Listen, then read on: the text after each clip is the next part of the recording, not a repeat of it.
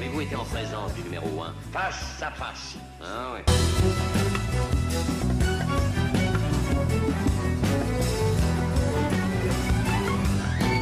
J'aime profondément les nerfs. Alors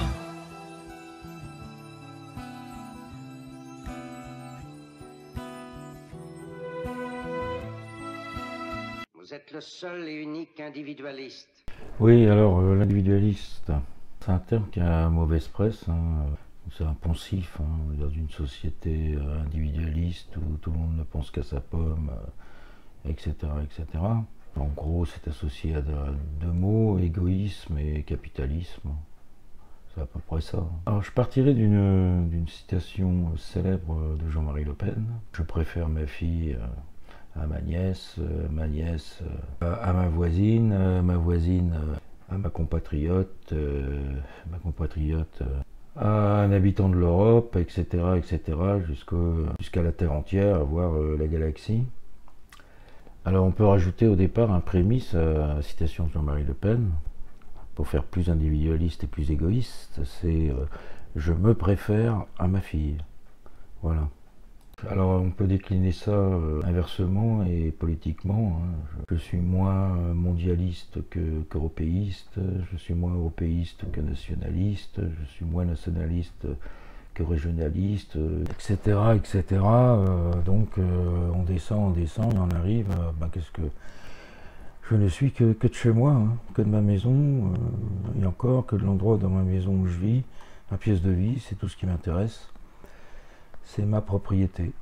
Je ne suis que de moi. Voilà.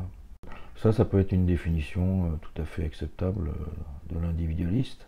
Alors il y avait un philosophe du 18e qui s'appelait Mandeville, hein, qui disait que les gens qui étaient corrompus, pleins de vices, qui faisaient des choses immorales, étaient souvent des gens très positifs pour une société parce qu'ils brassaient de l'argent, ils brassaient de l'activité, faisaient travailler les gens, et que leur immoralité n'avait que des conséquences positives sur l'activité économique d'une nation. Hein.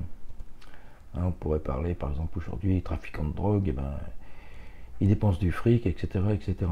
Ensuite il y a eu l'utilitarisme, hein, c'est-à-dire oui, ce qui est utile à la société est bien. Ce qui est globalement utile à une société, il n'y a pas de raison de ne pas le considérer comme une bonne chose.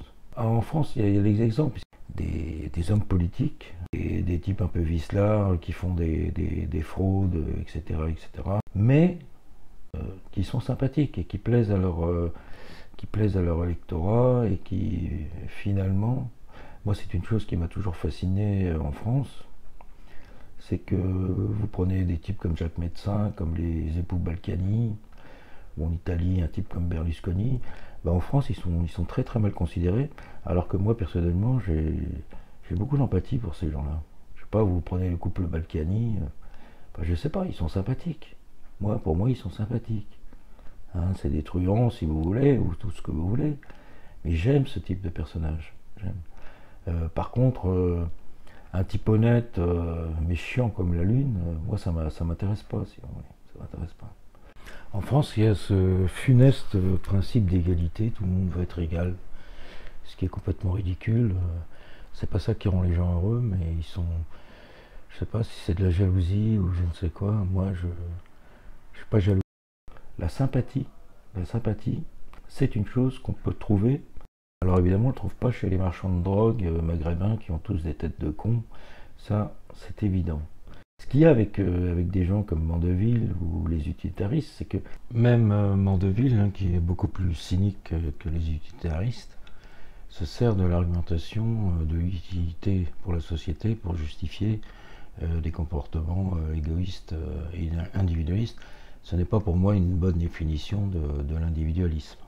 Il y a un philosophe, hein, qui est du milieu du 19e siècle, qui lui a prôné l'égoïsme indépendamment de toute considération de bien fait à la société, parce qu'il se fout complètement de la société. C'est Max Stirner, dont j'ai déjà parlé. Max Stirner est vraiment le philosophe de l'individualisme, parce qu'il est à la fois égoïste et totalement indifférent aux effets de son égoïsme sur la société. Parce que pour lui, la société, c'est un fantôme. Le monde, l'Europe, la nation, l'État, la religion, la morale, les partis politiques, etc., etc. Tout ça, c'est des fantômes. C'est un principe qu'on pourrait relier au nominalisme. Le principe de parcimonie. Pourquoi faire compliqué quand on peut faire simple? Faut couper. Tout ce qui ne sert pas à moi-même, on enlève. C'est le rasoir d'Occam. Le monde, la nation, j'en ai rien à foutre. Moi, ce qui m'intéresse, c'est moi. Voilà. Ça, c'est Max Stirner. Max Stirner a défini parfaitement ce qu'est, dans mon esprit, un individualiste. Finalement, je trouve que c'est une très très bonne manière de vivre.